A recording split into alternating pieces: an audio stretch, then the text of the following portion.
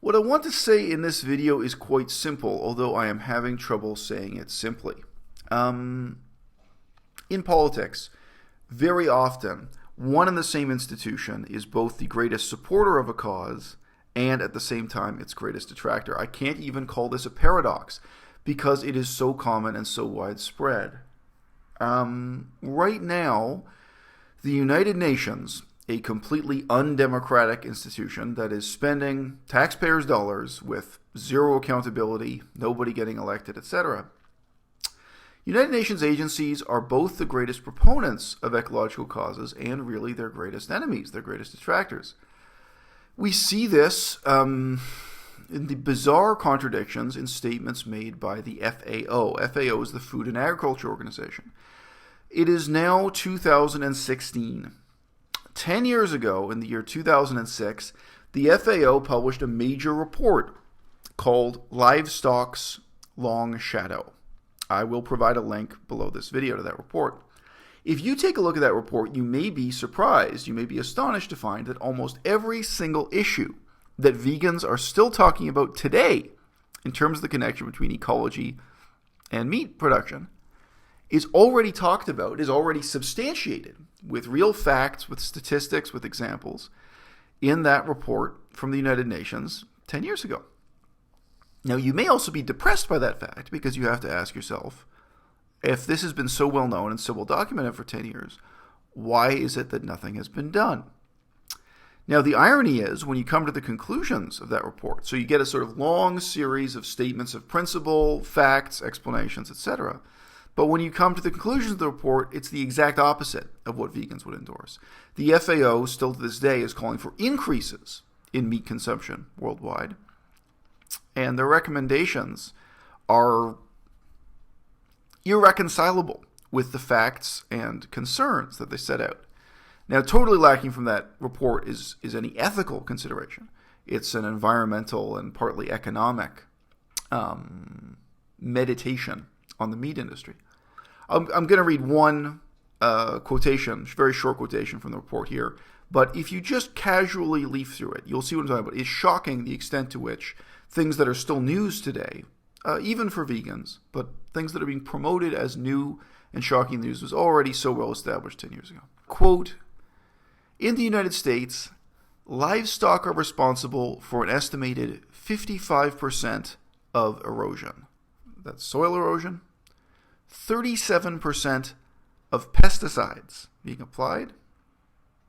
50% of the volume of antibiotics consumed. Okay, so just to pause, more antibiotics are being used for farm animals in total than for human animals. Even now, I wonder, thinking about that stat, I wonder if they're including fish. Probably not. This is just referring to livestock. It would be much more than 50% if they include the dumping of antibiotics for fish that are farmed in these contained areas. 32% of the nitrogen load and 33% of the phosphorus load into freshwater resources. So that's referring to a type of water pollution, of dumping nitrogen and phosphorus into rivers, lakes, etc. Okay? So just there, you actually have a whole set of stats. The report is full of them. There's a lot more. A whole set of stats that are separate from and different from what you most commonly hear quoted now, which is we tend to just get the carbon dioxide number and we tend to just get water consumption numbers as opposed to water pollution. They're all important. They're all worth knowing about. They're all worth thinking about. Here was the United Nations 10 years ago giving this seemingly authoritative and respectable and scientifically validated report on all of these issues. I'll just close the paragraph that I was quoting. Although the effective load into freshwater resources is not assessed for sediments, pesticides, antibiotics, heavy metals, or biological contaminants, livestock are likely to have a major role in these pollution processes. Okay, so these are yet more major ecological concerns associated with the meat industry. But as I say, paradoxically, they advocate for, and they really make their money out of the application of modern Western technologies, factory farming, as we say in short, to third world countries. That's really where the F.A.O. gets its bread buttered, whatever you want to say. The F.A.O.'s budget and its raison d'etre and its existence is justified by trying to share with third world countries the dubious advantages of imitating American and Western European methods of livestock production. And so it is not surprising, given that bias, that their ultimate recommendations, even within this same report, the 2006 report, Livestock's Long Shadow, their recommendations are for increasing meat agriculture, for increasing the industrialization of meat agriculture, and increasing efficiency. And as I've mentioned before on this channel, free range is less efficient than factory farming. In terms of the ecological efficiency, the same things that make these pictures so horrifying of pigs living their whole life in a steel shed on a concrete floor, being penned in and caged in, truly hell-like imagery. Those things do make the meat industry more efficient in all of these ways, in terms of the amount of water consumed, in terms of the amount of pollution. It's absolutely immoral and terrible. I'm not justifying it. But I just say the F.A.O., its studies, and then its recommendations and guidelines coming out of that ultimately reflect the economic logic of industrialization and of supporting the greater intensification, modernization of meat agriculture. But ultimately, what it boils down to is that the Food and Agriculture Organization, with all of this data at their disposal, with all of this scientific information, not just given to them, but really produced by them, they produce original research, gathered, analyzed, published, what they are suggesting is an increase of meat consumption to 20 grams of animal protein per day. An increase. Now, for very few countries in the world would that be an increase. I shouldn't say that. For very few people as a percentage of the world's population, that would be an increase in India. You can look up, Wikipedia has a good list of countries by meat consumption per capita. That would be an increase for some poverty-stricken countries in Africa where their meat consumption is very low due to sheer poverty. If you actually look at photographs on the internet, I'll provide a link for that also, of what 20 grams of meat protein looks like. So this is meat protein in the sense of any animal source. You can get 20 grams of protein out of just one container of yogurt. So if someone followed these guidelines in the United States or Western Europe, they would be completely vegan, aside from eating one container of yogurt. You get 20 grams of protein out of one modestly sized hamburger. But again, this is still not the standard American diet. This is not what's normal in Western Europe or, Eastern Europe. Look at how much meat they consume in the Slavic countries. That would be eating one hamburger and then everything else in the day being vegan. So if you've looked at the stats for what the standard American diet really is, they're eating such enormous quantities of fat and protein from dairy sources, cheese, milk, etc., that for any average American, these guidelines would be a radical reduction in meat consumption.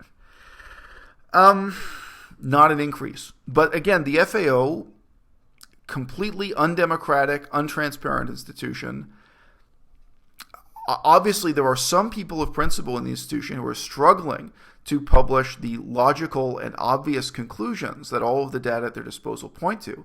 And once every so many years, they put out a report like this. It's now been 10 years since Livestock's Long Shadow. Maybe this year we're going to see another report of this kind saying, hey guys, guess what? This whole thing is fundamentally pretty crazy. But the F.A.O. does fundamentally exist to increase meat production, so it's amazing they're able to overcome their own bias. But one of the very sad things about the United Nations, and to some extent EU organizations, organizations for the European Union, is that we tend to be reproducing all of the defects of democracy without the virtues of democracy.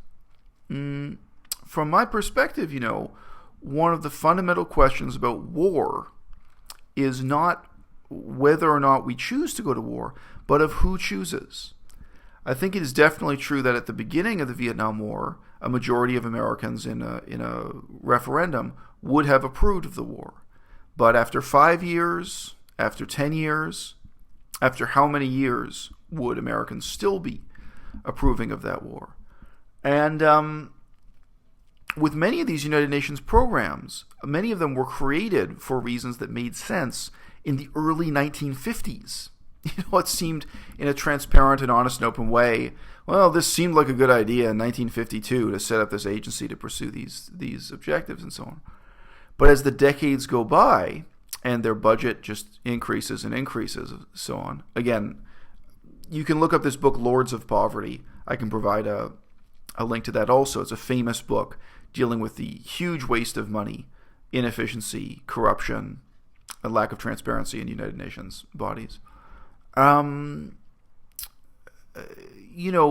These quasi-governmental institutions lack the ability to be accountable to any sector of the public in any country, much less is there something like a referendum.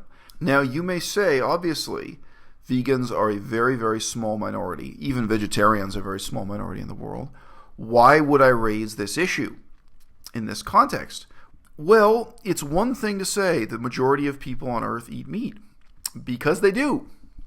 But it's another thing to say the majority of people who eat meat want to see their taxpayers' dollars being spent encouraging the expansion of factory farming. They don't. I honestly think the percentage of beef-eating people in the world, if you ask them, hey, do you mind if we tax you and then spend millions and millions of dollars increasing and imitating the most despicable forms of meat agriculture? The vast majority of meat eaters, they give you these lame excuses about free range and ethically harvested and stuff. They themselves can barely stand the sight of what this industry is and what it does. Do you want your tax dollars to be on a charitable basis expanding this industry and supporting the imitation of this industry, the proliferation of this industry throughout third world countries that, of course, are even less capable of dealing with the knock-on impacts, the environmental effects, the loss of potable drinking water, destruction of breathable air, the increasing and really frightening rate of diseases that are resistant to any form of treatment due to totally irresponsible use of antibacterial agents. Problems going on. So no, there is a real question of democracy.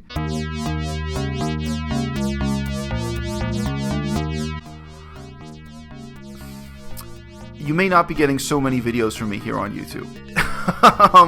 Today is the day that I happen to have hit 1,000 subscribers. As I've said previously, I think about 200 people really regularly watch my videos and are interested in what I'm doing. But for whatever reason, my number of subscribers is now at 1,000. Hello to everyone watching.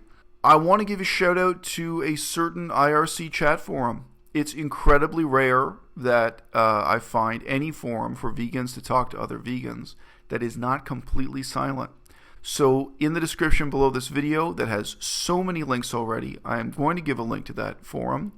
I just discovered it a few days ago. I'm delighted to see it exists. It reminds me of what the old internet used to be like. The internet used to be a place where you could meet people and make friends. That has gotten harder and harder to do. Obviously, in some ways, the internet has blossomed. It's become a better place to do online shopping and many other things. But in that respect, the internet has become a less friendly place. And it's become less functional, in my opinion. On a strictly anonymous forum like Reddit, you ain't going to make any friends. But that core function of socialization that, as I've said in other videos, can be the crucial first step towards real activism, real political change. This little forum is one of the few places where I've seen that going on. So I'm going to provide a link to that, and if you see someone with exactly my name, with à-bas-le-ciel, all in lowercase with hyphens, then that really is me, because my nickname is registered. However, if the spelling is even slightly different, then it's not me. It's someone who's fake pretending to be me. If there are capital letters in there, then it's not me. It's someone else pretending to be me. So it's only with that exact spelling and capitalization that you'll know you're talking to the real me.